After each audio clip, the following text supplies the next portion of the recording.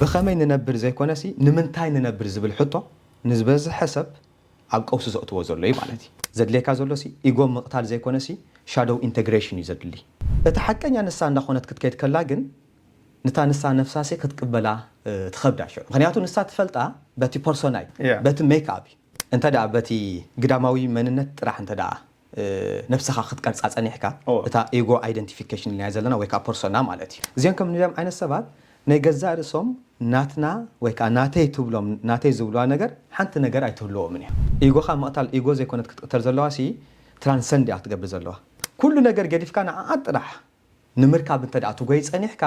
حنت استرسعت ነገር አላ ማለት ክራይሲስ አይኮነን ቁሉላው ዘይኮነ ክንብሎ ዝግባአናሲ مسغጋሪና ክንብሎ ዝግባአና كم እንደገና መውላዲና ክንብሎ ዝግባአና እዮም ዝብሉ ንሱ It's a very good point.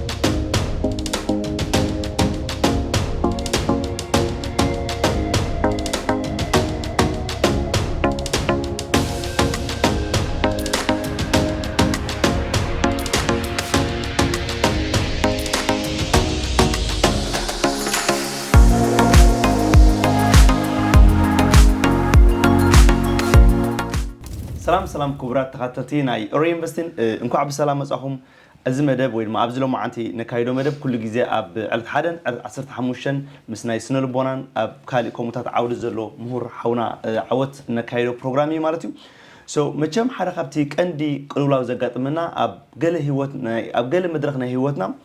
نابرات صلኦ انتاي ترغم منبار انتاي حدار انتاي زي ሃይማኖት ካት ገድፍ ትደሊ ካል ነገራት ገድፍ ትደሊ ብዙሕ ኣብ ገለና ህይወትና maybe ኣብ 30 ዓድመናዲ maybe ኣብ 40 ዓድመናዲ maybe ኣብ 45 ኣብ 50 ዘጋጥሙና ብዙሓት ሰባት ከምዚኦም አለና ማለት እዚኦም ተሪዮታት እዚኦም ሲ ኣባኻ ጥራይዶም ወይ ኣባኻ ጥራይዶም ወይ ኣባይ ጥራይዶም ወይስ ኣብ ኩላትናዮም ስለምንታይም ዘጋጥሙ በኸመም ዘጋጥሙ መፍትሕታቶም ከንታዩ ተግባራውን ዝኾኑ መፍትሕታት ኣለዎም ዲዩ እዚ ኖርማል ነገር ዲዩ ምናቱ ገለ ሰባት ሽዑኹም ኣብ ዘጋጥመሉ ግዜ ክሳብ ህይወቶም ደጥፉ ሰባት ኣለው ገለ ሰባት ድማ ኢነዋት እዚኣ መቀየር ነጥበ መቀየርና ህይወታ ስለዚህ እዚ ሁሉ ግዜ ደቂሰ ዝነበርኩ ካብሎ ማዓንተ መልሰ ሓድሽ ህይወት ክምስርት የለም ካ ይጅምር ማለት ሓድሽ ህይወት ትምስርቶ ወይ ድማ ኮሙ ዘጋጥሞም ከባቢኹም ዘለው ሰባት እንሕራሉ ኮይኖም እዚኣ ቪዲዮ very ኣገዳሲታ ንኹላኹም ሰብስክራይብ ጎሩ ኮሙ ሼር ጎሩ ናብ ካል ሰባት ክበጽሕ ስለዚህ ኣብዚኣ ፖድካስት ማይኩምን ከፍኹም ሕኩም ከፈሉ ስለምንታይ ዝብሉ ብሙሉኦም ዚኦም ኣብዚኣ ዲስካስ እንገብሮ ለምና ምስናይ ስነልቦና ሓውና ወይ ድማ መምህር عوت انكو عبد السلام مصخا ازي مدب كم زبلكايو اب ورحي كلتا زكايد كينو على حدن 15 نيرو انفستين كومون تخطلتي تهبلنا زخونه بزغاطامي بسمين بسم كلهم ايرو انفستين كم زغنا كايفتو كابتي زحلفه باي ذا واي زحلفه زحابكمنا كومنت ريتاتكم ناي بومول وكل حدا بيبنينا ككما قدسنتو خان وزدلنا ثانك يو سو ماتش جن ولا حد يون ريتاتات نحللكم بليز كايت سكفكم ابوتانا كومنت وتصحفنا بزغاطامي لاو ماتيو عويتا انكو عبد السلام مصخا كمي يقنيخا እግዚአብሔር ይመስገን ማኪላ በድጋሜ ከብዚልና ክንራኸብ ስለዝባዓና እግዚአብሔር ተመስገነ ይሁን በድጋሜ ኻ ግናብዚ ፖድካስት በዚ ስለዛዓደምካኒ የመስግነካ ተኸታተልቱን ካብዛ ሓለፈ መደብ ዝተፈላልዩ ሪቶታት ይመጸና ነይሩ ኣዝዮም ብዙ ሓነጽ ዝኾኑ ሪቶታት ንዓና ካንጸና ከበርታዓና ዝኽእል መጽየሙናዮም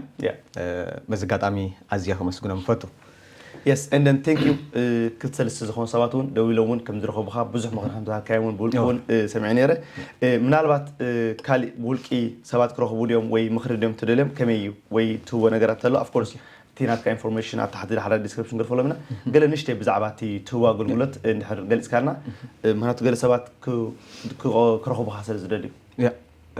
تخكل ابز حلفه بزحات سبات بوشت كرخبني فاتينا منيرم قال سبات ني واتساب نمبر كا مسرح ابيني قال زولو سبات نيرم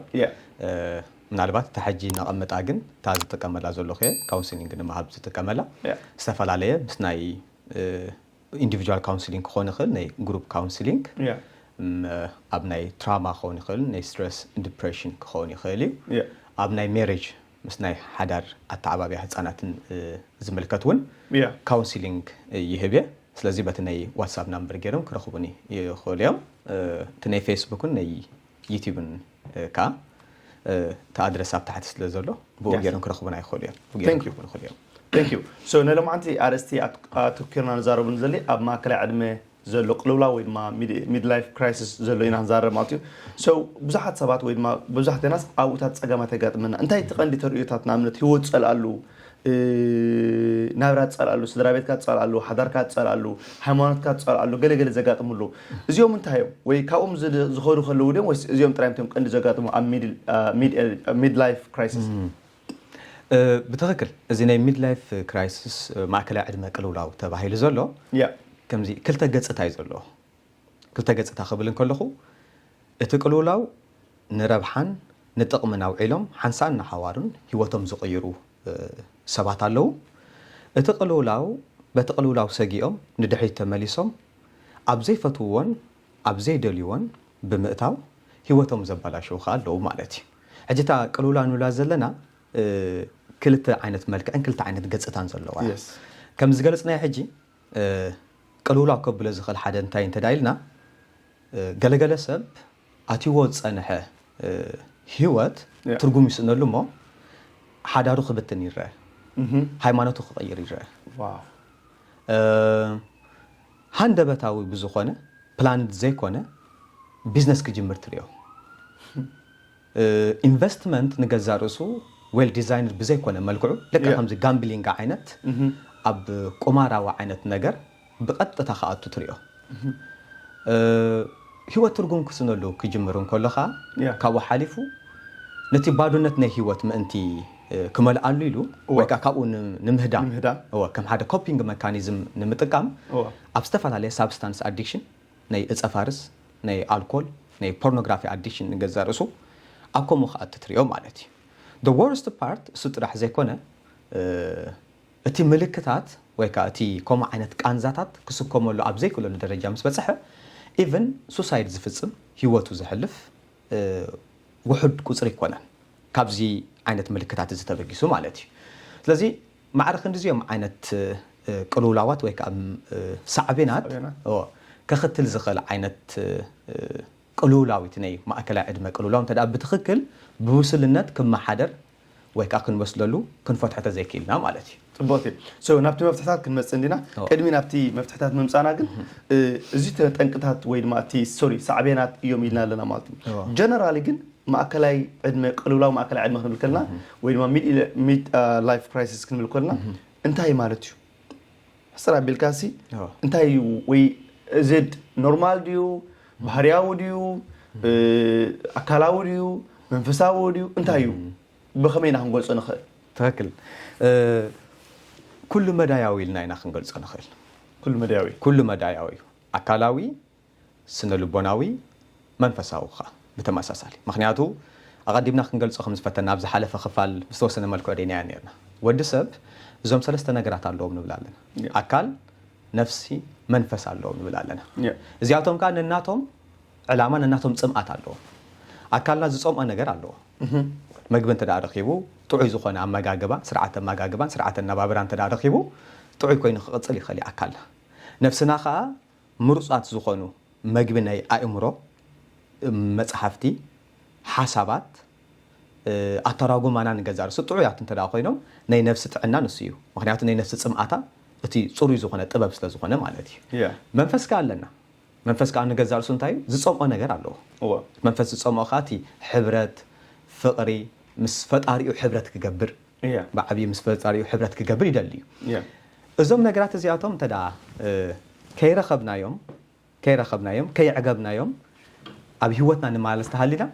ሽዑ እቲ ቅልውላው ዝበሃል ነገር ክኽሰት ይጅምር ማለት እዩ ግፍሕ እዚ ቅልል ብዝበለ መንገዲ በዚ ዝረኣናዮ ክኸውን ከሎ ንኣብነት ንምርኣይ ግን እዚ ማእከላይ ዕድመ ቅልውላው ሓደ ካብቲ ዝዓበየ ከጋጥመሉ ዝኽእል እንታይ እንተኢልና ክንዓቢ ከለና ሲ ሓደ ናይ ገዛእ ርእስና ተልእኾ ኣለና ናብዚ ዓለም እዚ ክንመፅእ ከለና ህፃናት ኮይና ክንመፅእ ከለና ተልእኾ ኣለና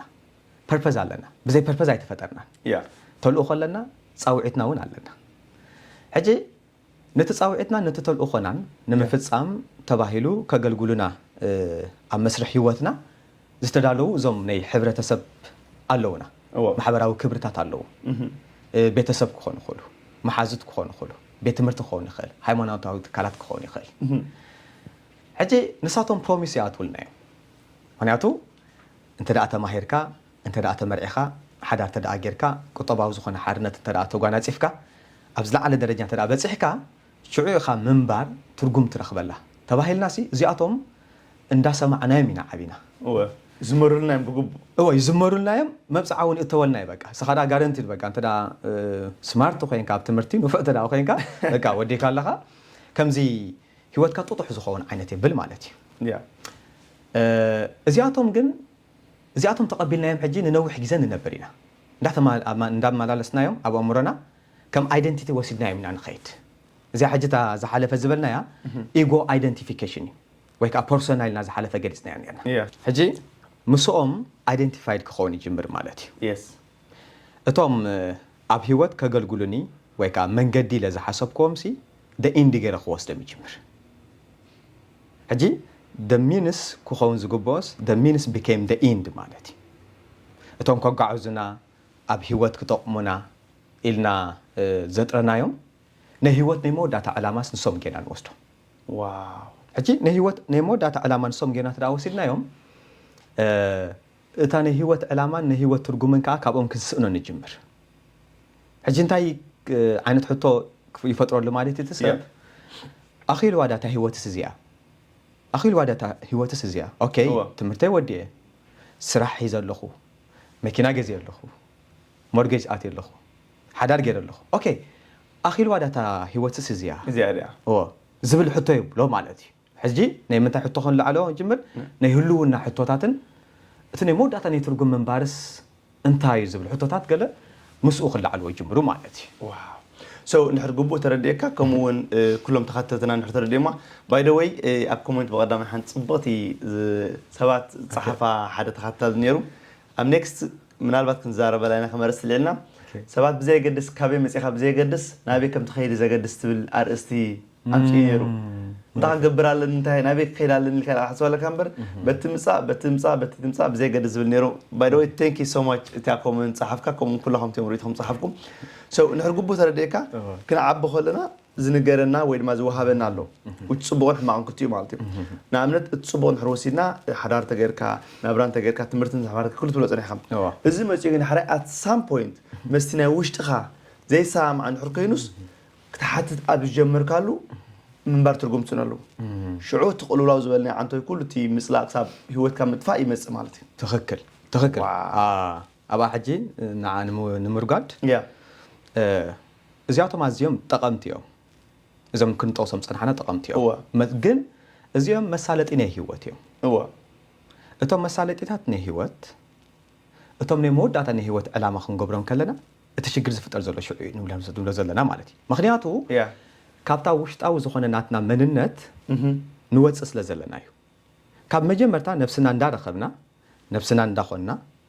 نفسنا ندار مسلنا شعو مسرحنا مسعيوتاتنا مسحدارنا مسرائيتاتنا كخون كله أي نسأنا نيناتا مسرة تاوي زخون الترجم مالتي زبز حساب جن إتا بيرسونات راح تعبمه إتا شادو زبلنا يزحاب إتا حق أني ناتو من النت جن ندا تقبرت مثلا الساخت كون كلها تاصقم تفطرن بر ازياتهم نغبرم زلنا زوم سوشيال رول تاسك ገለዙ በሃሉ በባህሪው አሸገርቱ ተዝኾኑ ይኮናል አይኮንም መስናትካ ውሽጣዊ ነገራትካ እንተ ኦንላይን ዘይገብር ጾኒ ሕንበር ናምነስ ዘራቤትናኮ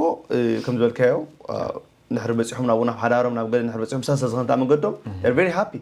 كما قرون كتاب موتهم يقولون أبزلنا يقول من البات نبتي تنك تاسود حراك نبتي تنك قن تاخن مسينا كم جن كدمي يقول ما كلا عدمة كاب كن لي يجمر زد specific عدمة لوديو عدمة انتهى اللي هو غيره كابتهم زلا على العلي زلوا درجة انتهى يزفليه كابت تحتي زلوا عدمة انتهى يزفليه كم زي specific كندزيا تباهيلو بزح جزاء أي قلة زيادة زمنا كان يمني تلكاني نبعد كارل يونغ زبها سايكولوجيست هذا خبطنا ني أناليتيكا سايكولوجيستي نسحجي انتهي زقلت سلكا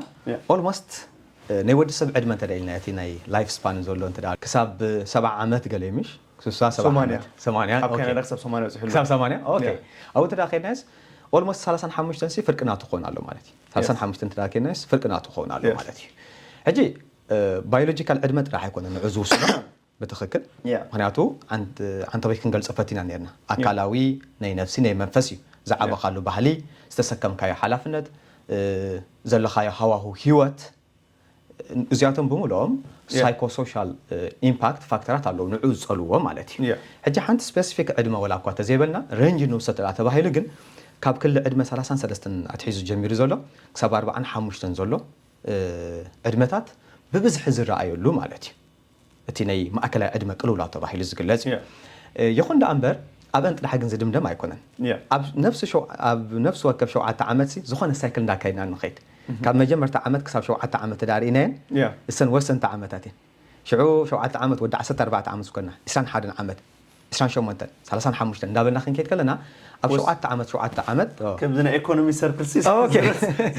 ኢኮኖሚ ለሚ በቃ I didn't know ዘማት ዝሮት ናይ ደቂ ሰባት ማትካይ wow that's really good ያ ምክንያቱ ላይፍ ስፓን ዲቨሎፕመንት ይብል እዚ ናይ ኤሪክ ኤሪክሰን ናይ ሳይኮሶሻል ዲቨሎፕመንት ብኸመ ዓይነት መንገዲ ይገልጾ እዩ ተኔ መጀመርታ ቻይልድሁድ ዲቨሎፕመንት ዘለዋ ሽዑ ናይ አዶለሰንት ሽዑ ናይ አደልት ሽዑ ኻ ኤጂንግ ብምባል ዝገልጾ ማለት እዩ እተን ቀንዲ ግን እዘን ንብለን ዘለና ኣብተ ናይ ክሊ ዕድመ 30ታት ጀሚረን ዘለዋ ክሳብ 45 ክሳብ 50 ዘሎ ጊዜያት እዩ ተባሂሉ ይግለጽ ማለት እዩ ዋው ሶ ስለዚ እንድሕር ኣብ ዝዕድመ ዝንሕር ኮይኑ ምናልባት ኣብ ናትና ኦፍ ኮርስ እቲ መጽናዕቲ ዓለም ለኻዊ ክኸውን ይኽእል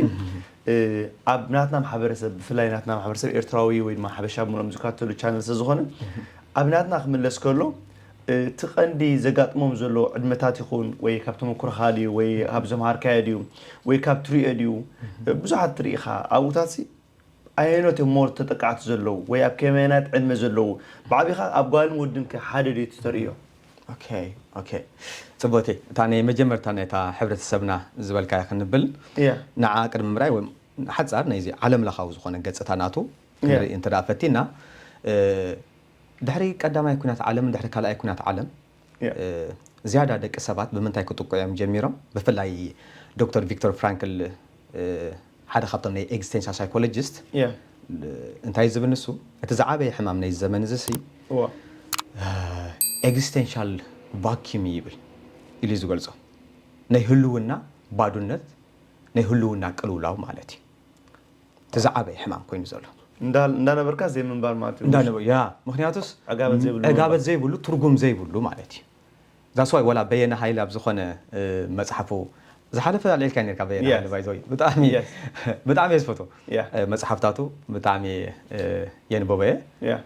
ትጽቢት ባህጎ ትብል መጽሓፍ ይመስለኒ እንተስተጋግየ ሕጂ ከምኡ ዝብል ድሕሪ ካልኣይን ቀዳማይን ካልኣይን ኩናት ዓለም ናይ ወዲ ሰብ ሓቂ ተዋጃቢርዎ ህልውና ተዘሪግዎ እዩ ተበታቲንዎ ይብለካ ሓቂ እዩ ከምዚ ሓደ ሓቂ ሓደ ትርጉም እምበር ሓደ ፐርፐዝ ዝበሃል ዝኾነ ቴሮስ ኣለና ዝብል የለን ኣብዚ ግዜ እዚ ማለት እዩ ሕጂ ምስ ከምኡ ኩላትና ፋሕ ብትና ንብል ሬላቲቪዝም ኢሎም ዝገልጽዎ ዓይነት ማለት እዩ ንምንታይ ናብኡ ኸይደ ብዓለም ለኻዊ ክንሪኦ ከለና እቲ ዝዓበየ ነገር ኣብዚ ግዜ እዚ ብኸመይ ንነብር ዘይኮነሲ ንምንታይ ንነብር ዝብል ሕቶ ንዝበዝሐ ሰብ ኣብ ቀውሲ ዘእትዎ ዘሎ እዩ ማለት እዩ ንምንታይ ንነብር ብብዙሕ መንገዲ ክንነብር ንኽእል ኢና ይህልወና እዩ ማተርያል ንምንታይ ንነብር ክነግረና ዝኽእል ኢናፍ እኹል ዝኾነ ማተርያል ግን እኹል ዝኾነ ግብረ መልሲ ግን የብልናን ምክንያቱ ንዛ ሕቶ እዚኣ ክምልሳ ዝኽእል ባዕሉ ግለሰብ ስለ ዝኾነ ክምልሳ ክብል ከሎ ግን መን እዩ ዝምልሶ ሕቶ ክሓትት ከሎ ዝተፈላለዩ ግብረ መልሲ ዝወሃቦ ኣብዚ ግዜ እዚ ማለት እዩ ምክንያቱ ፖስት ሞደርኒዝም ኢና ዘለና ናይ ፖስት ሞደርኒዝም ሓደ ካብቲ መለለዩ ኸ እዚ ንብሎ ዘለና እዩ ሓደ ትርጉም ዝበሃል የብላን ህይወት ሓደ ፐርፐዝ ዝበሃል የለን ሓደ ትሩዝ ዝበሃል የለን ሓደ ኣምላኽ ዝበሃል የለን ዝብል ዓይነታት ተሓስባ ስለዝኾነ ማለት እዩ ዓሊ በዲኑ መሐመድ በዲኑ ብሎ ዓረብ ብሰበብናት መገዲ መፍትያት ጉዕዞ ዋው ከምኡ ዓይነት ስለዝኾነ ነየና ይኽልዕል ወዲ ሰብ እዩ ነየናይ ኦፕሽንስ በዚሕና ማለት ኦፕሽን በዚሕሎ ማለት ዛስ ዋይ ኤግዚስቴንሻል አንዛይቲ ኢሎም ይገልጽዎ ማለት እዩ ሕጂ ዓለም ለኻዊ ዝኾነ ገጽታ ክንሪኦ ከለና እዚ ኣሎ ኤግዚስቴንሻል ቫኪዩም ኤግዚስቴንሻል ክራይሲስ እቲ ዝዓበየ ቫኪዩም ወይ ከዓ ክራይሲስ ናይዚ ግዜ ዝኾን ዘሎ ማለት እዩ ናባና ክንመጽእ ከለና ከዓ ሓቂ ንምዝራብ ኣብ ዝሓለፈ እውን ክንገልጾ ፈቲና ነርና ምስቲ ኩሉ ናይ ኣተዓባብያና ናይ ባህልና ከምኡ እውን ናይ ስደት ዘጋጥመና ነቲ ከምዚ ዓይነት ቀውስታት መሊስ ይዘጋንኖ መሊስ ይጋንኖ ምግናኑ ጥራሕ ዘይኮነ ኸ ከምዚ ብግልጽ ናይ ምዝረራ ባህሊ የብላና ከምዚ ዘሎ ነገር ኩሉ ሓቢእናዮ ተሰኪምናዮ ኣብ እንግዳዕና ተሰኪምና ኢና ንኸይድ ነዚ ኩሉ መንእሰይ ቁስሊ ተዳሪእናዮ ኣብ እንግድዑ ተሰኪሞ ንብል ኣብ እንግዳዕ ግን ኣይኮን ተሰኪሞ ዘሎ ኣብ እሙሩ እዩ ተሰኪሞ ስነ ልቦናዊ ዝኾነ ሰለባ ጠባሳ ቁስልታት ተሰኪሙ ዝኸይ ዘሎ እዩ ማለት እዩ ሕጂ ምስ ከምኡ ብዙሕ ሰብ ብናይ ህልውና ቅልውላውን ንምንታይ ዘለኹ ንምንታይ ዝነብር ዘለኹ ብምባል ምስ ዓቕሙ እንከሎ ምስ ብቕዓቱ እንከሎ ኣብ ዝተፈላለየ ህይወት ኣትዩ ወይ ከዓ ተስፋ ቆሪፁ ዝርከብ ብዙሕ ክፋል ሕብረተሰብና ኣሎ እቲ ኸማን ሕብረተሰብና ብዘይቀል ዓለም ኣዝዩ ክምስገን ዝግብኦ ሕብረተሰብ እዩ ብፍላይ ከዓ መንእስያት ማለት እዩ ምስቲ ኩሉ መስገደል ናይ ህይወት ኣዝዮም ነቲ ኩሉ ነገር ክኢልና ነቲ ኩሉ ነገር ክኢሎም ኢና ንነብር ዘለና ሓቂ ንምዝራብ ማለት እዩ ይኹን ዳ እምበር ግን ብኸምኡ ቁስልና እንዳሓባእና እንተ ቀፂልና ግን እቲ ከነፍርዮ ዝግባአና ክንነብሮ ዝግባአና ዕድመ ፍልፍል ዘይክንገብሮ ንኽእል ኢና ብትክክል ትርጉም ዘለዎ ነገር ዘይክንረኽበሉ ንኽእል ኢና ሓደ መዓልቲ ኸ ክፍንጀር ይኽእል እዩ ስለዚ እዚ ተኣሳሪ ምስኡ ናምታ ኣብ ባህልና ኣሎ ዛረርባ ወዲ ርባዓ ዘርባዓ ባዓ ዝብል ማለት እዩ I think እዚ ብኣካላዊ ወይ ድማ ብተሽሙ ንምርኣይ ከይኑ ስምዓኒ ነቲ ኣካላዊ ንሕድር 40-50 ምፅፅ ሓደ ሰብ ባይ ዲፎልት ፈቲኻ ፀሊእኻ ጭሕሚ ዲኻ ተውፅእ ስቤት ዲኻ ተውፅእ ብርሒ ዲኻ ተውፅእ ጓል ኣንስተይቲ ንድሕር ከይና ከዓ ከምኡ ዝነበረ ቁንጅናት ዝነበራ ምልክዕ ኩሉ ነገራት ከዓ ክጎድል ባህርያዊ ማለት እዩ ትኽክል እዩ እዚኦም ከ ምስኡ ተኣሰርቲ ድዮም እዚኦም ከ ንዑ የቃልዑና ድዮም ብጣዕሚ ሓደ ካብቶም ጉሉሕ ዝኾነ መርኣይስ እቲ ኣካላዊ እዩ ምክንያቱ ኣካላትናስ እንዳተቃየር እዮም ዝኸዱ ኣብ መዓልታዊ ወሃዮታትናስ እንዳሞቱ እንዳተሱ እዮም ዝኸዱ ዘለዉ ወላ ወሃዮታትና ንገዛ ርእሶም ማለት እዩ ኩሉስ ህይወትስ መስርሕ ናይ ምማትን ምትሳእን ምሕዳስን እዩ ዝካየድ ዘሎ ስለ ዝኾነ ሕጂ ዕድመ እንዳወሰኽና ክንከይድ ከለና እቲ ትማሊ ኣዝና ንምካሓሉ ዝነበርና ነገራት ንሳቶም እንዳሰኣናዮም ክንከይድ ንኽእል ኢና ብወገን ወዲ ይኹን ብወገን ናይ ጓል ኣንስተይቲ ማለት እዩ ሕጂ እሳቶም ኮንሽስ ንኽትከውን ይገብሩኻ እዮም ምክንያቱ ፀጉርኻ እንተ ዝበርሕ ሃልዩ ኦኬ እንታይ ዝኸውን ዘሎ ኢልካ ገለ ነገር ሳሎ ትብል ኢኻ ማለት እዩ ስለዚ መልክዓ እንተ ዝድወን ሃልዩ እቲ ማዳ እንተ ተውፅእ ሃልያ ኣካላት ቁመና ትማሊ ድሓን ዝነበረ እንተ ሎሚ ብዝተፈላለየ መንገዲ ዝወድቕ ሃልዩ ኣካላታ እንታይ ዝኸውን ዘሎ ኢላስ ንኽትሓትት ትግደድ እያ ብፍላይ እቲ ዝኸፍአ ሳዕቤን ዝኸውን ማእሲት ኢልካኒ ምስቲ ኣካላዊ ዝኾነ ናትና ቁመና ናትና ኣይደንቲቲ ምስኡ ዋሂድና ተፀኒሕና ከመይ ማለት እዚ ኦኬ ከመይ ማለት ንምግላጽ ዝኣክል ንኣብነት ሓንቲ ጓል ኣንስተይቲ ብሜክኣፕ ጥራሕ ትወፅእ ጓል ኣንስተይቲ ነይራ ንበል ኦኬ ሕጂ ናታ ኣይደንቲቲ እቲ ናታ ኢጎ ኣይደንቲቲ እቲ ናታ ፐርሶና እቲ ንደቂ ሰባት ትሪኦሉ ዘላ መልክዕሲ እቲ ሓቀኛ መልክዕ ንሱ ጌራ ክትቆርፆ ትጅምር ኦኬ ደጋዊ ናታ ኣነባብራ ወይ ከዓ ደጋዊ ዝኾነ ናታ መልክዕ ሓቀኛ ናታ መልክዕ ኮይኑ ክስማዕ ይጅምር ኢጎ ኣይደንቲፊኬሽን ኢሎም ዓይነት ዝገልፅዎ ማለት እዩ ሕጂ እቲ ሓቀኛ ንሳ እንዳኾነት ክትከይድ ከላ ግን ንታ ንሳ ነፍሳሴ ክትቅበላ ትኸብዳ ሽዑ ምክንያቱ ንሳ ትፈልጣ በቲ ፐርሶናይ በቲ ማስኪል ናይ ዝሓለፈ ናይ ፐርሶና በቲ ሜክኣፕ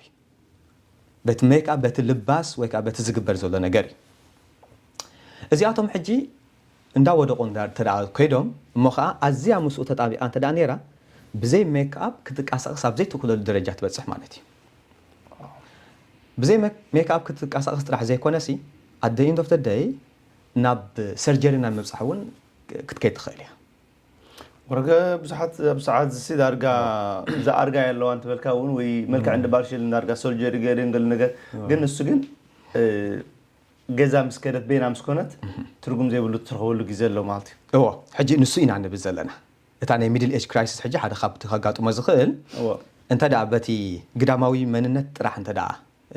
ነፍስኻ ክትቀርፃ ፀኒሕካ እታ ኢጎ ኣይደንቲፊኬሽን ኢልና ዘለና ወይ ከዓ ፐርሶና ማለት እዩ ብኡ ጥራሕ እንተ ደኣ ክትቀርፃ ፀኒሕካ ወተባዕታይካ ከምኡ ኣብቲ ቅልፅምና ኣብ ጉልበትና ምሻሎ ከምኡ ክኸውን ከሎ ወተባዕታይ ተደላዩ ብኩሉ ወላ ንዝመፅኦ ፋይት ክገብር ኣብቲ ሰርቫይቫል of the fittest እንያዘለና ፋይት ክገብር ተኮይንስ ፊት ክገብር አለው አካላውነቱ ይኹን ናይ ኩነታት ጥዕኖ ማለት እዩ እሳቶም ሕጂ እንዳወደቁ እንተዳ ከይዶም ነፍሰ ምትሓት ዓይነት ክስምዖ ይጅምር ካላይካ ዘይተደላይነት ዓይነት ስምዒት ክስምዖ ይብል ማለት እዩ ምክንያቱ ተደላይስ ክኸውን ይኽእል ተጠላቢ ክኸውን ይኽእል ዶ ኣብ ህይወት ይኹን ወይ ያ ዝብሉ ነገራት ማለት እዩ ሕጂ እዚ በባህሪ ፀገም ሃልይዎ አይኮነን ምክንያቱ ተቀያየረ ነገር ወላውን ሜካፕ ምግባር ወይ ካቲ ምስግዳማው አካልካ አይደንቲፋይ ምግባር መሰረታዊ ችግር ሃልይዎ አይኮነን ግን ምስተሐቀኛ ውሽጣው ዝኾነ መንነትካ ምስኡ ከይተዋሃድካ በዚኦም ጥራሕ እንተ ተሓፂርካ ግን እዚኣቶም በረስትዮም ዝኾኑ ዘሎ ካብ ዕድመ ናብ ዕድመ እንዳነጠርና ክንከይድ ከለና እዚኣቶም ተለዋወጥቲዮም ተቀያየርቲዮም ስለዚ ኣብቲ ዘይቅየር ውሽጣዊ መንነት ደኣዩናትና መሰረታዊ መንነትና ክኸውን ዘለዎ ዳ እምበር ምዞም ተለዋወጥትን ተቀያየርትን ተደኣ ኮይኖም ንሳቶም ብዝተቀያየሩ ቁፅሪ ናትና ኔትርጉም ምንባር እንዳተቀያየረ ይኸይድ ማለት እዩ yes so okay እዚ ሕጂ በቲ ባህርያዊ ፐርስፔክቲቭ ኣሎ ኢልና ኣለና ናምነሲ ሓደ ሰብ ወዲ 4 ዓመት ክበርሕ ንሕርገንስ እዚ ኮንትሮል ዝገብሮ ነገር ኣይኮነን ናቹራሊ ዝነበሮ ቃላፅም ዝነበሮ ዓቅሚ ዝነበሮ ሃይሊ somehow ለስ ክኸውን ግድነታዊ ሕጂ do you think ናምነት እንድሕር 4 በጽሑ 45 በጽሑ ብፍላይ ድማ እንድሕር ወላ ጽቡቕ ነገር እናኸዶ ብክልተ ክልኢንስ ዝደሉ ኸ በቲ ሓደ ወላ ጽቡቕ መጽኒ ሕሳብ 45 ወላ ዝልዮ አቺቭመንት ገይሩ somehow ግን ጉልበቱ አካላቱ ገለመለ ክወርድ ይድርዮ زي مقبال لو تقول قال خاب تنقي ويسي نو ايكونن اتي باغلبو ويد ما وشطو كمل سلازي صنحيو دحراي مقبال سونو زلو منات بتحرخ خلاص لمسالس ولا حدث صبو اتشمنت اب صبو منقدي اب صبو مغتا كل خدي ግን ኦለ ሳይለንት ዝነበሩ መልክዕ ተገለ ቡም ኮልኮሎ ሪያሊቲዩ ግን ደክ ንዘይ ተቀብሉ እዚ ኮንሲደር كم ميد لايف كرايسيس وهي كم أكلاي عدم قلولاي حسب ولا تي كتبلو أنا خطرين مسويشتو خنبر سلزي أنا خطرين هنقولون خير. أوكي يا صبوت حتى أبزي حاجي سلستي أن نجمت كنا تون زلنا بتحنتينا نحنا زيادة بتأكلاوي نجر بيولوجيكال وكا فيزيكال بزخنا نجر نمجلاس إن تتكلمنا لامبر ني نفس نجر على ني منفس نجر كارلويلنا بعد تحساسبون تثبيتاتون نهيوت علامه زحب بحفشه عابي رول زحزو خمان نسومي كابزوم اكلاو ነገር ማለት ግን እቲ አካላው መቀያር ነገዛር ሱሲ ኮንሺየስ ይገብረካይ ንመባሊናታ ዋናታ ዝባላም ጽነያ ኮንሺየስ ንختكون ይገብረካዩ እቲ አካላዊ ሩኡይ ስለዝኾነ ንሱ ማለት እዩ ካብቶም ምልክታቱ ግን ንሶም ጥራሕ ዘይኮንስ እቲ ዘዓበየት ናይ ነፍስን ናይ መንፈስን ነገራቱን ይመጽያቡ ማለት እዩ ምክንያቱ መዚ አልልካዝ ነበርካ حساب انت دا نسو مستي اقميطو صنح ود 35 كونكو ود 45 كونكو سي اذن اذن كونني زبل تثبيتا تقميط صنحيو تثبيتا طرح زي كونه زقمط كمان سي يغويلهم كغويلهم يصنح كنغويلهم ينا خان صنحكو ان تمرت خوني خاليو نمويا خوني خاليو نسرح خوني خاليو زخونه بزنس نمونان خوني خاليو نزياتهم كنغويلهم ينا صنح حجيتهم كنغويلهم زصنحنا انتي خونخا ابغله مدرخ مالتي كم تسخا كتصبيم صنحكا مس بصحكايم كم زي كونه خوينم صنحوخا حجي expectation مست reality كغاچو يجمر مالتي مخنياتو كل ነገር ገዲፍካ አጥራህ ንምርካብ እንተዳቱ ጎይ ጸኒሕካ ሓንተ ዝተረሰዓት ነገር አላ ማለት እዩ ሓንተ ዝተረሰዓት ነገር አላ ታስተረሰዓት ነፍሲ ውሽጣዊ ዝኾነት ነፍስኻ ንሳ ዘድልያ ዝነበረ በት መንገድ ትጌራስ ንዓ ኸይረ ሰዓካ ምስ አንዳ ተዛረብካ ምስ አንዳ ተዋሃድካ ክልቲን በሐሳብ ንምዕባይ ነይሩ ንዓ ረስዕና ነጥዮም ጥራሕ ክንሕስ ከለና ግን ሽዑ በቃ ንዚያ ጎየ ዝዓይነቱ حساب يمص نزي اغوي نزي كل ነገር ነይሩ ዝብሉ ነገር disappointed ወይ ድማ disappointed يغطم زي معقاب يغطم بهيوت زي معقاب اوكي I remember ان اسرائيل مجمرታ ተኸሉ ከም ስወልጦ امريكا الله بزعبه اسرائيل فولي ነገር بفله بترسيان ተማካን ሕርከንካ እስራኤል ማለት it's everything ከከ ተገለጸልካ በቃ እስራኤል በቃ ከምዚ ወላ ህዝብ ሰላም ይልካስ መንግስት አምላክ አጥኾይኒ ይስማዓካ ማለት بزتجانن ملكعيها ادفرتايز قبللك ودر فلانتي بزي فلان بزي قدس مالته حجي انا اختك زي مسيت مجمرت تاثيره شد شهر الحريه تخيل تمي سماتي حالي اتم سولكم سرعه اسرائيل اتم سولكم በቃ እዚህ ገይስ ኣብ መገዲ ጽርግያ ኮይኖም ደቂ ተባዕትዮ ግብረ ሰዶም ምን ገለመልን በቃ ኣዝዩ ሻለክ ኣነዋሪ ዝኸነ ናይ መወዳእታ I was like እዚያ እታ እስራኤል ልርስ I don't know one of ከምዚ ልበኻ መስፍር ዝብላሉ ከምኡ ዝኾን ኩሉ ግዜ ነይሩ ሕጂ ከም ዝበልከ ሕጂ ትጎይ ፅንሕ ሞ 4 ገለመል ምስ በፅሓስ ከምኡ ከጋጥመካ ኢና ንብል ዘለና so እሱ ንሕር ኮይኑ ብቻም ኩላትና ሓደ ዓይነት ኣይኮንና ኣብ ንተሰውት ኮይና ኩላትና ነናትና ስብእና ኣለና ደቂ ኣንስትዮ ኸነ ነናተን መገዲ ወይ ዓላማ ኣለዎን so ዓይነት ስብእና ዘለዎም እዮም ወይ ከመይ ዓይነት ስብእና ዘለዎም እዮም ሞር ዝጥቅዑ በዚ ነገር እዚ ኦኬ ያ ዓባይ ሕቶ እያ ምክንያቱ እዚ ንብሎ ዘለና ናይ ሚድል ኤጅ ክራይሲስ ያ ንኹሉ ብማዕረ ይፀልዎ ማለት ኣይኮነን yes ገለገለ ሰባት ከማን ከይቶም ከፎም ዳርጋ ዝሓልፉን ክህሉ ይኽእሉ እዮም እንታይ ዓይነት ሰባት እዮም ባይዶ ኣላ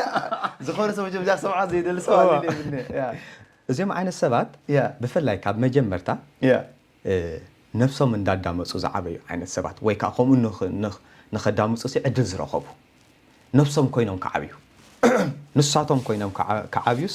ዕድል ዝረኸቡ ዓይነት ሰባት ካብ ኣታባብያ ህፃናት ጀሚርና ማለት እዩ ምክንያቱ ኣብ ዝሓለፈ ከም ዝገለፅናዮ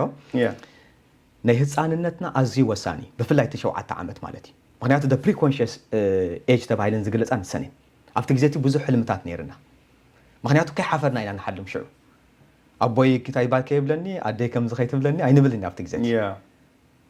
ዛስዋይኮ ዝኾነ ግዜስ ነደይስ ኣምፅለይ ሃብኒ ዝብላ እምበር ይህልዋ ደኸውን ሳይብላኒ ኣብቲ ዕድመቲ ኣብቲ ህፃንነት ከሎ ምክንያቱ ኩሉ ነገር ኣለዎም ክህቡን ይኽእሉ እዮም ኢለ እየ ዝሓስብ ኣብቲ ዕድመቲ ምስ ከምኡ ሕጂ ምስ ፖቴንሻልና ተወሊድና ኢና ኣብቲ ግዜ ምስ ፖቴንሻልና ምስ ፀጋታትና ምስ ዓቕምታትና ኢና ከምኡ ስለ ዝኾነ ሕጂ እቶም ፋሚልን እቲ ካልቸርን ኣነ ንክኸውን ተዳፍቂድለይ እቲ ዝሓልሞ ዝነበርኩ ንክኸውን ማለት እዩ እንተ ዳ ዓብየ ሓሳባተይ ንክገልፅ ዝስማዓኒ ነገራት ብዘይ ዝኾነ ሕፍረት ንክገልፅ ዕድል ዝረኸብኩ ዓይነት ሰብ ተዳ ኮይነ ካብታ ውሽጣዊ ዝኾነ ናተይ ትምኒት ወይ ከዓ ትፅቢት ብዙሕ ከይረሓቁ ዝነብር ዘለኹ ማለት እዩ ብዙሕ ከይረሓቁ ዝዓበየ ከዓ እቲ መንፈሳዊ ዝኾነ ዓለም ከዓ ማለት እዩ ምስ መንፈሳዊ ዓለም ውህደት ተዳ ሃሊካ ብዙሕ ካብኡ ከይረሓቃ ትብል ተሃሊኻ ኣብ መወዳእታታይ ክትኮን ትኽእል ኢኻ እዛ ሚድል ኤጅ ክራይሲስ ከምዚ ትራንዚሽናል በቃ ትንክፍ ኣቢላትካ ዓይነት ከምኡ ዓይነት ክትበት ትኽእል እያ ማለት እዩ ሕጂ እዚኣቶም መን እዮም ተዳልካኒ እዞም እዚ ዲስኣግሪያብል ዝኾኑ ዲስኣግሪያብል ኢነሰንስ ንዝኾነ ሓሳብሲ ቀልጢፎም ዘይቅበሉ ዓይነት ከም ስለ ዝበልኩ ሓተት ዝኾኑ ኖ ኣነ ከምዚኣ ዝደሊ እስኻ ስለ ዝበልካኒ ብኸምኡ ዝኸይድ ኣይኮንኩን ምክንያቱ ዘእትወኒ ዘውፅኒ ይፈልጥ እየ ዝብል ዓይነት ሰብ ተዳ ኮይኑ ንኣብነት እዚ ዓይነት ሰብ ሕጂ ብቐጥታ ኣይጥቃዕኒ ኣብ ሂወቱ ናቱ ፐርሶናሊቲ ንኸምኡ እንታይ ስለ ዝኾነ ኤክስፖዝ ኣይገብሮኒ ንኸምኡ ዓይነት ማለት እዩ ኮንሽስነስ ናቱ ኮንሽስነስ ኢሎም ዝገልፅዎ ማለት እዩ ትርር ዝበለ ንፁር ዝኾነ ራእይ ሃሊዎ ንራእዩ መስዋዕቲ ዝኸፍል ዓይነት ሰብ ተዳ ኮይኑ እዚ ሕጂ ካብቶም ብውሑድ ዝጥቀዑ ሰባት እዮም እዚኦም ብውሑድ ዝጥቀዑ ካብ መጀመርታ ሓላፍነት ዝተሰከሙ ዓይነት ሰብ እቲ ቻይልድ ኦርደር ወላ ንገዛ እርሱ ይፀልዎ እዩ ንኣብነት ካብ በኽርን ሕሳስ ለደነይ ገዛ እንተዳሪና እቲ በኽሪ ቀልጢፍ እዩ ሓላፍነት ዝስከም ቀልጢፉ ሓላፍነት ስለ ዝስከም ነፍሲ ወከፍ ነገራት ዝገብሮም ብጥንቃቐ እዩ ዝገብሮም ብጥንቃቐ ገይሩ ቀልጢፉ ኣብ ናይ ሰባት ሓሳባትን ኣብ ካልእን ከኣቱ ኣይደልን እዩ ምክንያቱ ንሱ መንገዲ ጋሊሁሲ ነታ ትመፅእ ዘላ ኣሕዋቱ መንገዲ ጋሊሁ ንክኸይድ ፈንጢሱ ክወፅእ ዝደሊ ስለ ዝኾነ እሱ ሕጂ ብዙሕ ብከምዚ ዓይነት ነገራት ዘይክጥቃዕ ይኽእል እዩ እሱ ንገዛ ርእሱ ማለት እዩ ሕጂ እቶም ፐርሶናሊቲ ስትራክቸር ወይ ከዓ እቲ ፐርሶናሊቲ ታይፕ ንብሎ ዘለና እዚኣቶም ክፀልዎም ይኽእሉ እዮም ንዓቶም ማለት እዩ እቶም ብዙሕ ዝጥቅዑ ሰባት ወይ ስብእና ዝውንኑ እንደን ብዓብይኻ ኣብ ደቂ ኣንስትዮን ደቂ ተባዕትዮን ከፍልልዩ ከመይ ይመስል ትኽክል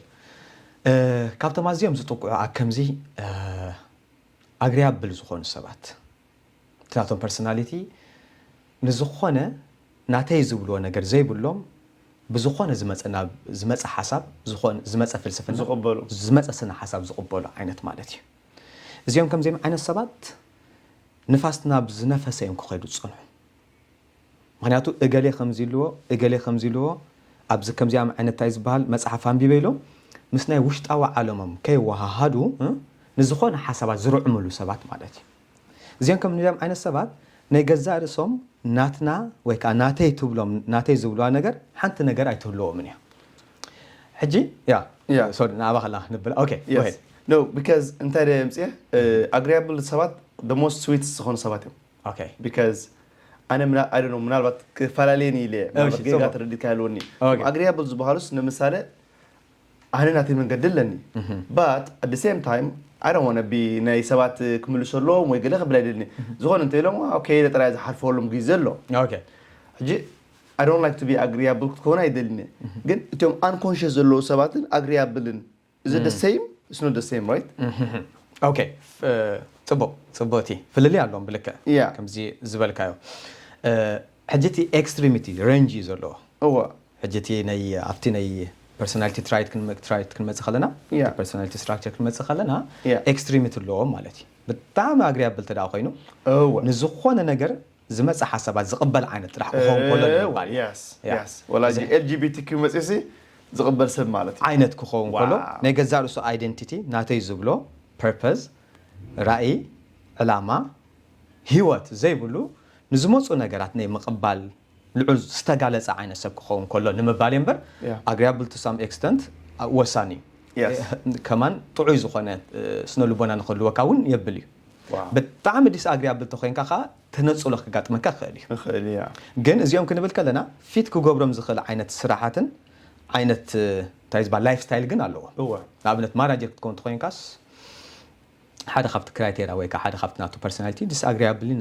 disagreeable yes ምክንያቱም ዝመጽ ሓሳባት ተቐበል ኮይንካ ብናይ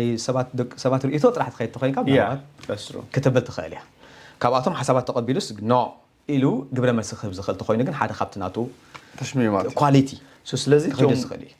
to the extreme ዝኾኑ agreeable ዝኾኑ ሰባት እዚኦም ቶም ቀንዲ ተጠቃዕትዮም ማለት እዩ ካልኦት ዓይነት ስብእና ዝውኑ እንታይ ዓይነት ሰባት ሞር በዚ ናይ mid life crisis ወይ ድማ ማእከላይ ዕድመ ቅልውላ ንብሎ ዘለና ቀንዲ ዝጥቅዑ እቶም ዝጥቅዑ አንተ ይሮድ ነገር ካና ይኸ እቶም ቀንዲ ዝጥቅዑ ካልኦት ከ including ደቂ ኣንስትዮ ሓዊስካ ያ ከምዚ people pleaser ዝኾኑ ሰባት ከይብሉኒ ብስክፍታ ዝቕንዘው ዓይነት ሰባት ክኾኑ ከለዉ ዝያዳ በዚ ይጥቅዑ ምክንያቱ ከይብሉኒ ወይ ካብ ስክፍታ ዝተላዕለ ብዙሕ ዓይነት ኮሚትመንት ክገብሩ ይጸንሑ ህይወት ንማሓዝቶም ንሰባት ንዝፈልጥዎም ንዝተፈላለየ ማለት እዩ ጽቡቕ ይኮ እቲ ኣበርክቶ እቲ ሓገዝ እቲ ለውሃት ጽቡቕ እዩ ይኹን ዳ እምበር እቲ ነፍስኻ ረስዒካ ዝግበሩ ነገራት ግን ኣብ መወዳእታ ኣብ ናይ ሚድል ኤጅ ክትበጽሕ ከለኻ ሽዑ ምናልባት እቶም ትገብሮም ጸናሕካ ኣካይዳ ግብረ መልሲ ዘይህቡኻ ክኾኑ ይኽእሉ እዮም ኣበለው ዳ ክትብል ዓይነት ሰብ ክትኮን ኩሉ ሆት ብሎ ዝነበርካ ኩሉ ሰብ ክትሕጉስ ፍቕሮ ውራይ ትኸዶ ዝነበርካ በይንኻ ጽማቕ ምስ ወዳእካ ሽዑ ከተሓሳስበካ ይጅምር ዓይነት ማለት እዩ ኣበሎ ዳ እቶም ከምኡ እንተጌርካ ትርጉም ክረክብ ተባሂሉ ዝነበርኩስ ኣበሎ ዳ ዝብል ሓሳብ ክብሎ ይኽእል ማለት እዩ ሕጂ ምክንያቱ ኦልሬዲ ናቱ ነፍስን ናተይ ዝብሎ ሓንቲ ኢጎ የብሉ ባይ ዘ ወይ ኢጎኻ ቅተል ዝብላ ባህላ ምዝያ ተኣሳሲርና እንተዳሪእና ያ ሰዓቤን ኣለዋ ኢጎኻ ምቕታል ኢጎ ዘይኮነት ክትቅተል ዘለዋ ሲ ትራንሰንድ ያ ክትገብር ዘለዋ ኤክስፓንድ ወይ ከዓ ክትገብር ኣለዋ ካብቲ ዝነበረቶ ንኡስ ዝኾነ መንነት ክትሰፍሕ ክትረቅቕ እዩ ዘለዋ እምበር ኢጎኻ እንተዳ ቀቲልካ እንታይ ኻ ክትብል ማለት ንዝኾነ ነገርስ ህራይ ባህላ ኢኻ ክትኮን ዝሓለፈልኛ ምስኪን ኢኻ ክትኮን ማለት ምክንያቱ ኢጎ to some extent ንናትካ መሰል ንናትካ ጉቡእ ንኽትቆም የኽእለካ እዩ ማለት እዩ ብልክ የኽእለካ እዩ ሕጂ እዚኦም ንከምዚኦም ዓይነት ሰባት ዝያዳ ተጠቃዕቲ ይገብሮማ ከምዚ ማለት እዩ ካልኦት ከዓ ትኩረት ክጠልቡ ዝሓስቡ ወይ ከዓ ዝደልዩ ዓይነት ሰባት በቃ ተፈለጥቲ ክኾኑ በቃ ሰብ ብዛዕቦም ጥራይ ክዛረብ ዝደልዩ ሰባት ማለት እዩ ትኽክል እዩ ብከምኡ ዓይነት ሰባት ከዓ እዚኦም ፅሎት እዮም እንዳፀለዎም መፁ ምክንያቱ እቲ ዝምነይዎ ዝነበሩ ነገራት እንዳሰኣንዎ ክመፁ ከለዉ እቲ ኩሉ ዝፃዓርዎ ብዙሕ ሪስክ ከወሲዶም ክኾኑ ይኽእሉ እዮም ተፈለጢ ንክኾኑ ኣዝዮም ህቡባት ንክኾኑ ኣዝዮም ብደቂ ሰባት ዝተሰመዩ ንክኾኑ ብዙሕ መስዋዕቲ ከፊሎም ክኾኑ ይኽእሉ እዮም ሽዑ ንኹሉ ይስእንዎ ንኹሉ ይስእንዎ ስለዚ أبناء دك تبعتيو بخمسي كنريو كنقول صوت أنا حنا زيادة حنا دك تبعتيو أمنتينا ناتنا تخرت مستي حلافنة مسكام مستي سدرابيت كتساجري خا حلافنة تسكم مسكوم حجي أب achievement أب زي perfectionism أكو زيادة تخرت على حنا معناته perfect خون ندلي دك نستيو زيادة كاب أب perfection لعلي emotional attachment يساتن زيادة زعب لنا أب جود نسبات كلها مسدك أن مهلاو تقولت الله ونسن معناته تيني emotional intelligence أبن الله تي emotional intelligence كام مثني mother nature تأساسيرو زمت مالتي دك تبعتي جن زيادة competition توادر سلزخنا بقطبة بأكل بمويا بستفلا ني تمرتون كخوني خالي أب أتوم زيادة تخرتنا نزجبر حجي أب أتوم زيادة تخرت كنجبرن كلنا كم تنديليو كم تنصبيز نبرنا زي كوينو كصنحوا خلو شعو كم تعانت بيزبلنا تي قلولاو كقاط ميجمر مالتي نزيئه غويز عينتو إتكاي تبني خا معناته كتساغر لك أن تحسدرا حلفنا تسكين كازلخ بتحدو وجن كا تعدمت خير الله كم زحج زبلنا يو تعدمت كاب ساسن حمشتين قليات تجمر زلا قد عدم مخادو راح زي كونسي مين نقول الهوت نمنباري مسدرا خان مسمويا خان مستناتكا زي محبراوي هوتسي ترجم زلوا هوت نمنباري تقالسي كم سلزو خانة نسام كسرنا كلا خاجن زخلو جيا زخلو مسوات نزينا بنبال عين زي أتوم مالتي يا أتوم مالتي هجتي perfectionism زلوا عين سب حجي تتقع بخمسي أب كلها بتنقع فوتسون كخون علني بولس كوينة كبل علني تبولس مخان سناي فوتسون مخان جيجا تفوتسون كتكوني الكتايب بنبال جن زخون النشتين أجر كتود لك خلا inferiority كسمع كايجمر impotence كسمع كايجمر حدثو كلايكا فوتسون كينة دا زي جميريسي زخون نجار هاي جمرين نعم ببالون كأتخل perfect خوين يخ جمرة زغل كل سيستم كل نجار فليت نعم كجمرة لنا نعم ببالون سلزاتو كجمرون عدم خود داي خل زعنو تومالتي زياتو مالو حجتني وتبعتي فليز بلا قال نستيتي دك نستيخا ندك تبعتيو كرد علوم ويكا كرد على نازلون مالتي أكم زي حدثي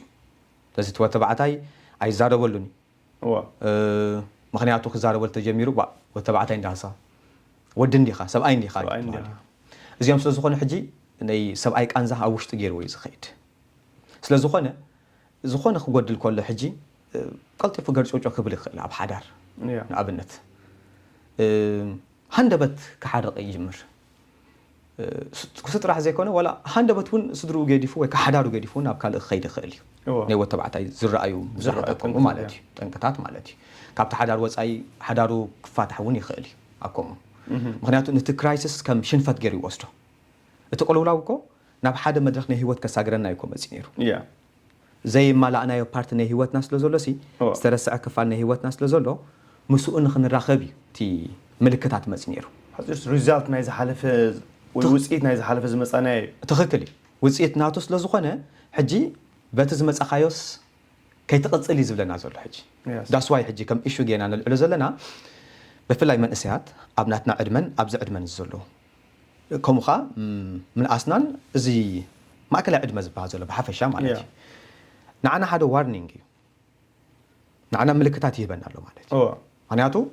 بخمز ني قدم قطري زبلنا عن طبي قدم قطري زنبره هيوتنا دحر قطري زلو هيوتنا ببين سلازخونه بتني قدم قطري هيوتنا دحر قطري زلو هيوتنا بخم خن مرحان ترا نصبح لينا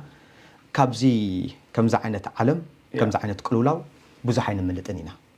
واو سلازي كمز يا بهلنا تدقم قال الله أديخا كمز لاخذ كازي كونسي عداغا خمسن حكايو زنبر عينت مالتي حجي اتن قدم ما اكلاي عدمه زلوا كمز ادينا زلاخذنا عينتنا نبر نيرنا مانيات ادينا زلاخذنا خبل كلخو بقى تي بهل زبكا تحبرتسب زقمط الكا حجت عداغا صلبكا اسو زلو مالتي نقو خنا مالينا صنحنا دحر ما اكلاي عدمه جن ادينا زلاخذنا زي كنا خنغبرسي عداغا صنحنا اينا خنغبر تا هيوتنا عنا ختخيدنا تخيل مس علامانا مس رايتاتنا مس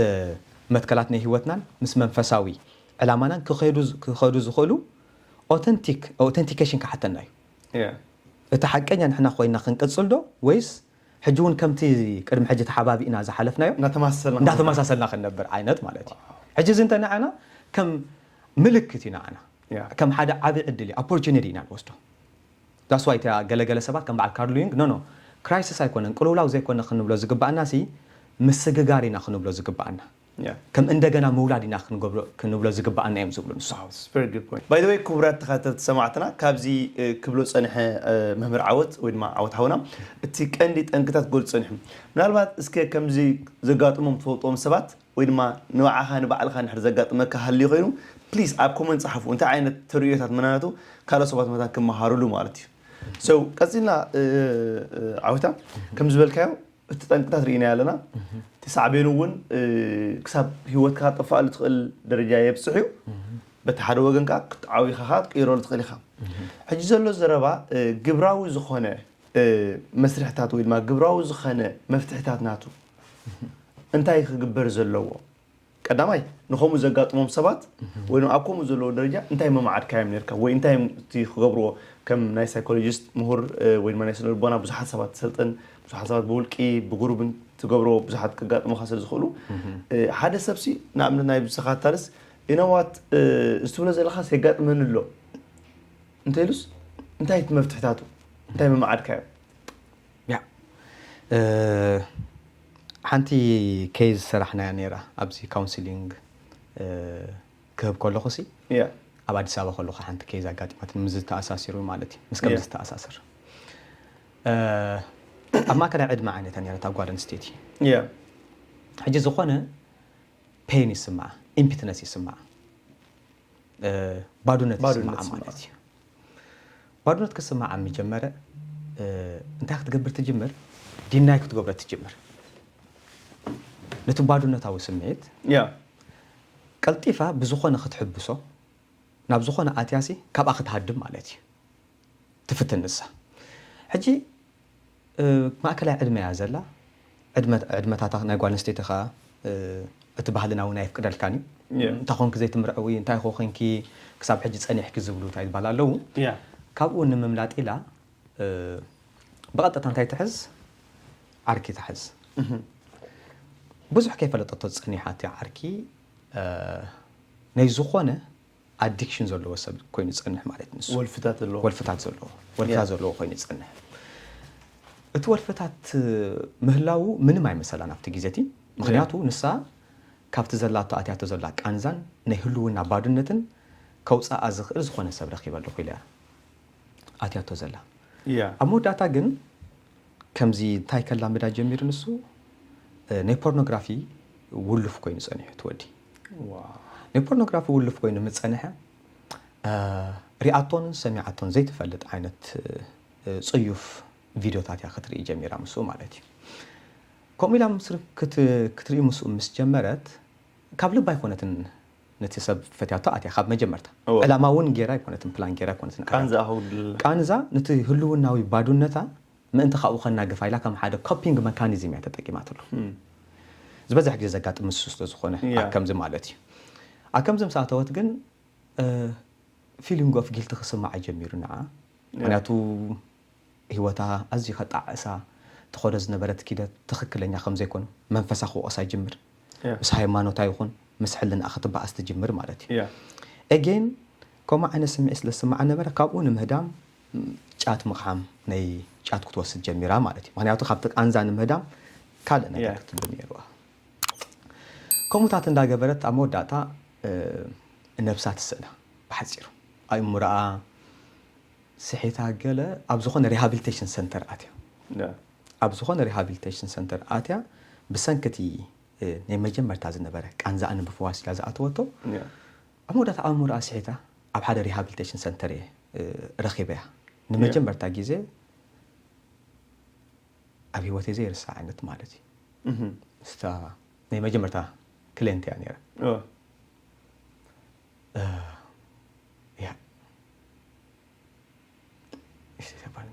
أشياء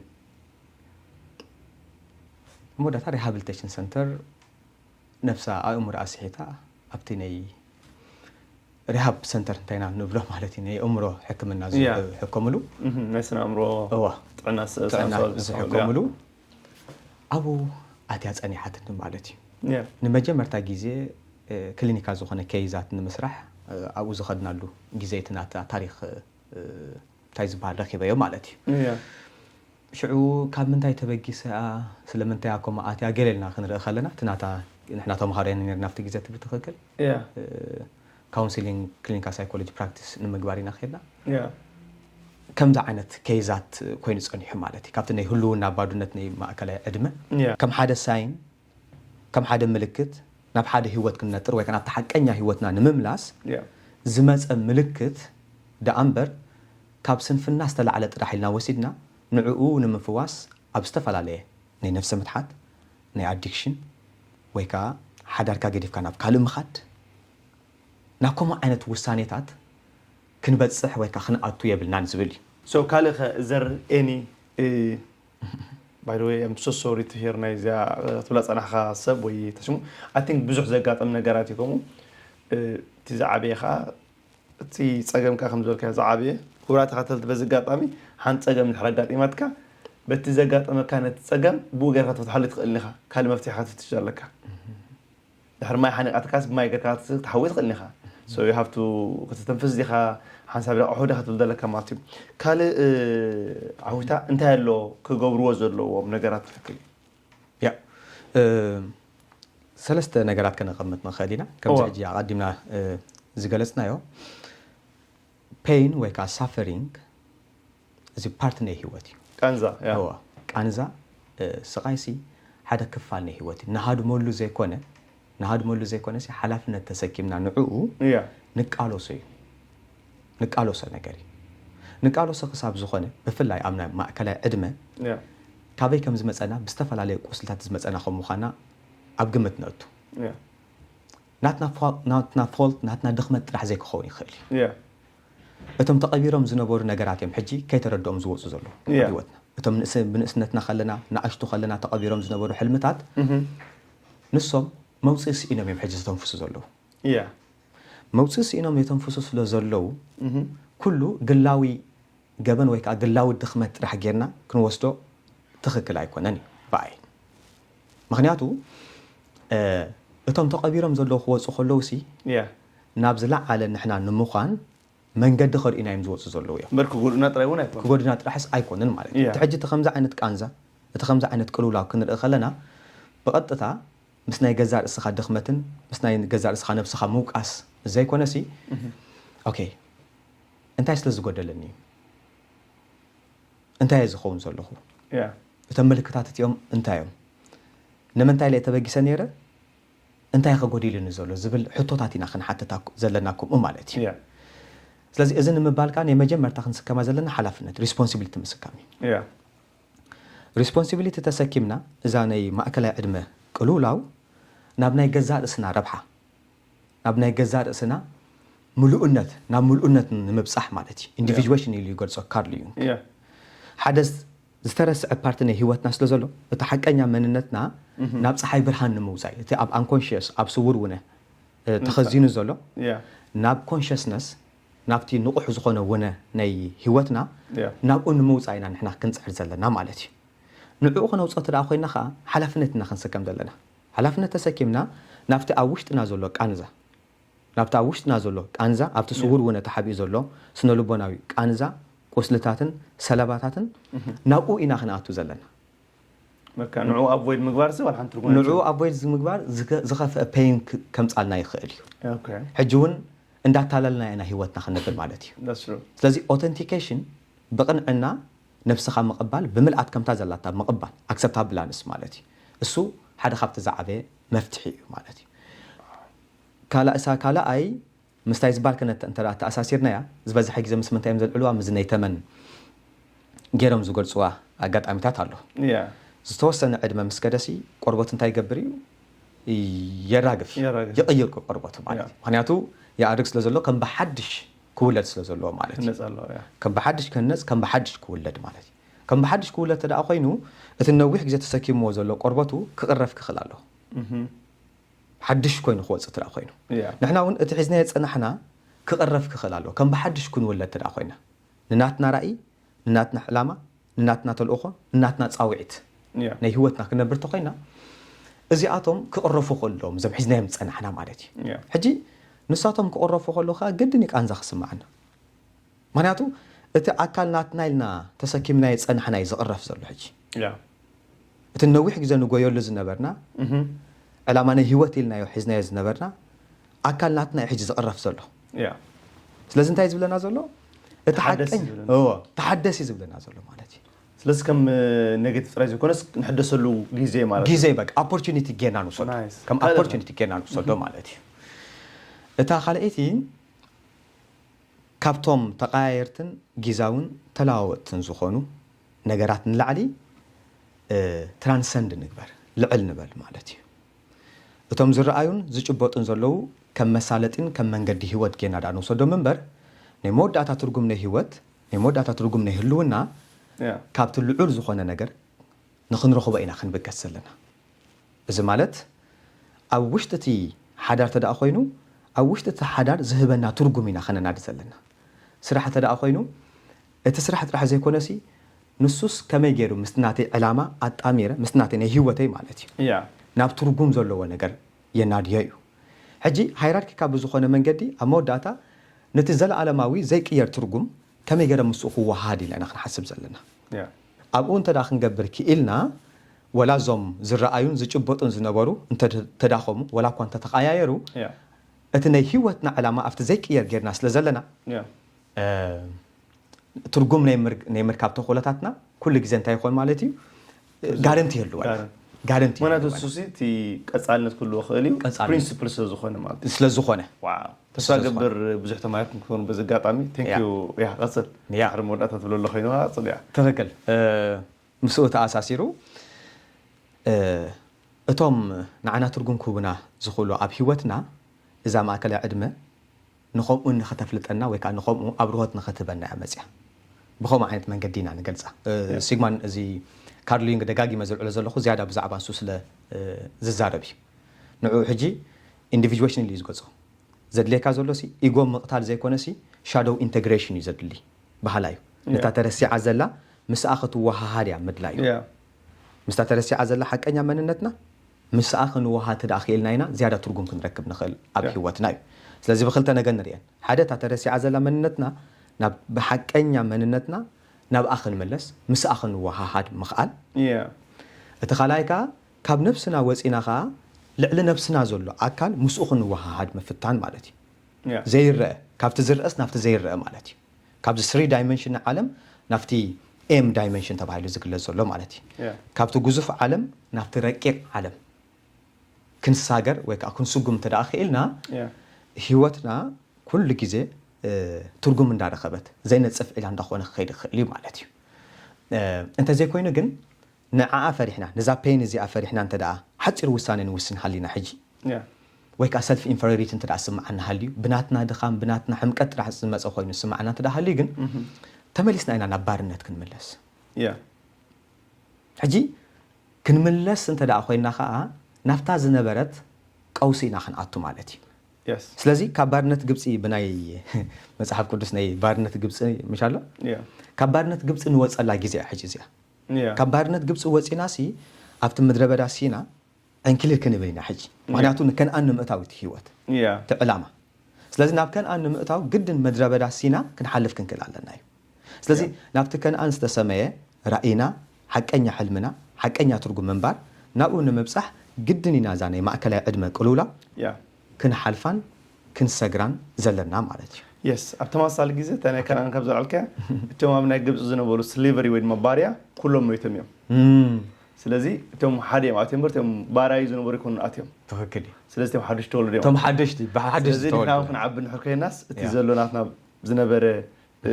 موت ويد ما دخون ويد ما تكسب زلوا مع عنزب صحنا سن حساب يكون فلسفنا يكون أنا أبرا يكون شوشال ستاتس يكون whatever صراحة يكون حزنا صراحة نسخ ببور ناجورنا كيلنا جورناس حدش حزنا هنمسألنا تخيلنا أريج السبنت ما يتناسي حدش السبنت كنت مخال زبلوني كلام لا خولا نسيتي علامة مالتي زيادة بملام نقدر فما لا تايكون أنا جن identify يعني نكون مسؤومي سي نحنا سي نفسنا نفعل نفسنا نحنا سي እቶም ኦብዘርቨር ንኹን ነቶም ኩሎም ነገራት ዝካየዱ ዘለዉ ንሕና ሃነጽቲና ፈጠርትናቶም ዳልና እምበር ንሕና ናቶም ኣካል ኣይኮንናኒ ነፍስና ካብኡ ፍልይ ኣቢልና ከምዚልና ክንሪኣ ከለና ሕጂ እንታይ ንኾን ማለት ንኹሉ ነገር ክንቋጻጸሮ ንኽእል ኢና ነፍስኻ ማኪና ሓዳሽ ማኪና ስለዝገዛእኻሲ በቲ ሓዳሽ ማኪና ትልክዓ ይብልካ